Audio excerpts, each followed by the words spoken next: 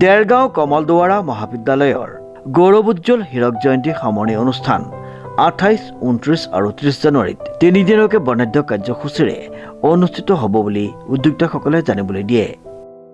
শিক্ষানুষ্ঠান দেৰগাঁও কমলদুৱাৰা মহাবিদ্যালয় 1962 চনতে প্ৰতিষ্ঠা হৈছিলে। আমি 60টা বছৰ অতিক্ৰমি ইতিমধ্যে 2022 চনত আমি হীৰক জয়ন্তী বৰ্ষত উপনীত হৈছিলোঁ। তেতিয়া আমি প্ৰথম হীৰক জয়ন্তী বৰ্ষৰ আৰম্ভণি অনুষ্ঠান কৰিছিলোঁ, কিন্তু পৰৱৰ্তী সময়ত নেকৰ এছেছমেণ্ট বা অন্যান্য বিদ্যায়তনিক দিশত আমি আচলতে ব্যস্ত হৈ যাব লগা হ'লত আমাৰ আচলতে সেই সময়ত সামৰণি অনুষ্ঠানটো পতা নহ'লে। এতিয়া শেহতীয়াকৈ আমি অহা 28, 29, 30 জানুৱাৰী 2026 তাৰিখে আমাৰ হীৰক জয়ন্তী অনুষ্ঠানৰ সামৰণি অনুষ্ঠানৰ কাৰণে আমি প্ৰস্তুত হৈ উঠিছোঁ।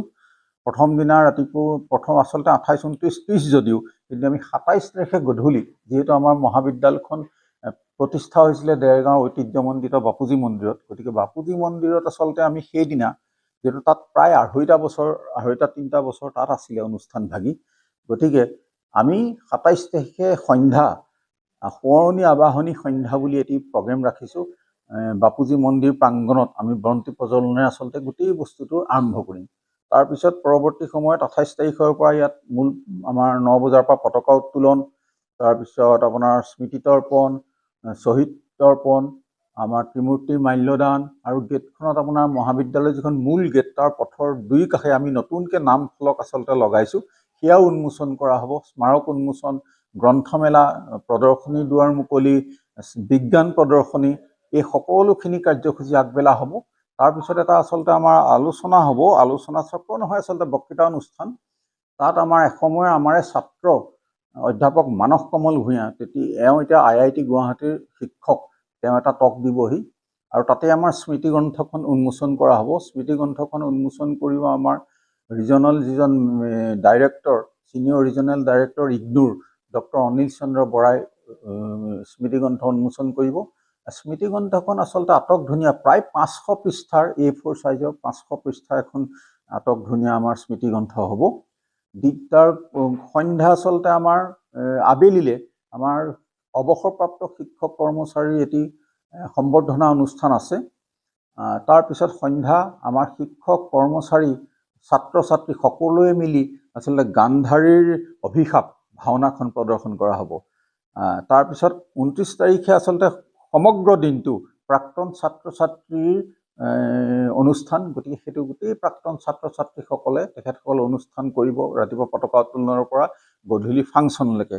গতিকে সাংস্কৃতিক সন্ধ্যাৰ এটা আকৰ্ষণ থাকিব। সেইবাৰ আপোনালোকে টিভি চিৰিয়েলত দেখি আছে আপোনাৰ কে আৰু মোহন, তেওঁলোকে সেই দিনটোত আহিব। শেষৰ দিনা আমাৰ অতি আকৰ্ষণীয় এটা অনুষ্ঠান হ'ব 30 তাৰিখে সাংস্কৃতিক শোভাযাত্ৰা। প্ৰায় 50টা দলে কলেজৰ উপৰিও দেৰগাঁৱৰ বিভিন্ন অঞ্চলৰ বিভিন্ন জনগোষ্ঠীক প্ৰতিনিধিত্ব কৰা এটা সাংস্কৃতিক অনুষ্ঠান হ'ব। তাৰপিছত আবেলি 2 বজাৰ পৰা মুকলি সভা, 1 বজাৰ পৰা মুকলি সভা আৰু সন্ধ্যা আচলতে আকৰ্ষণীয় সাংস্কৃতিক অনুষ্ঠান হ'ব। তাত কেইবাজনো আমাৰ আৰ্টিষ্ট থাকিব, আমাৰ কলেজৰ শিক্ষকসকলৰ প্ৰগ্ৰেম থাকিব। গোটেই ছাত্ৰ ছাত্ৰীসকলে প্ৰায় 90জন ছাত্ৰ ছাত্ৰীয়ে জুবিন গাৰ্গৰ ওপৰত এটা সংগীতালক্ষ্য, প্ৰায় 40 মিনিটৰ এটা সংগীতালক্ষ্য কৰিব, তেওঁলোকে প্ৰস্তুতি চলাই আছে। কেইবাগৰাকীও শিল্পী আহিব আমাৰ, তাৰে ভিতৰত আছে নয়ন অসম কলিয়াবৰীয়া, তেওঁ ভূপেন্দ্ৰ সংগীতৰ এটা অনুষ্ঠান কৰিব। লোক সংস্কৃতিৰ এজন গৱেষক গায়ক হীৰকজ্যোতি শৰ্মা, তেখেতে এটা প্ৰগ্ৰেম কৰিব আৰু শেষত প্ৰিয়ংকা ভঁৰালীয়ে তেখেতৰ অনুষ্ঠান কৰিব। আৰু এই সাংস্কৃতিক অনুষ্ঠানটো উদ্বোধন কৰিব খ্যাতনামা অভিনেতা অৰুণ হাজৰিকা ডাঙৰীয়াই।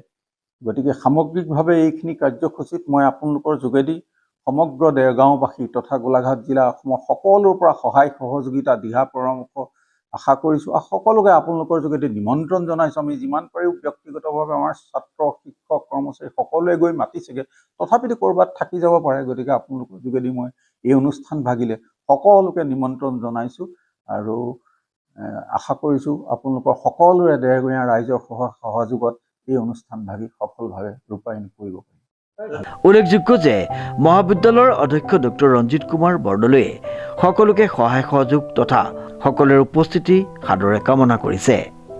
দেৰগাঁৱৰ পৰা নৱজ্যোতি ভঁৰালীৰ ৰিপৰ্ট, নিউজ নাও।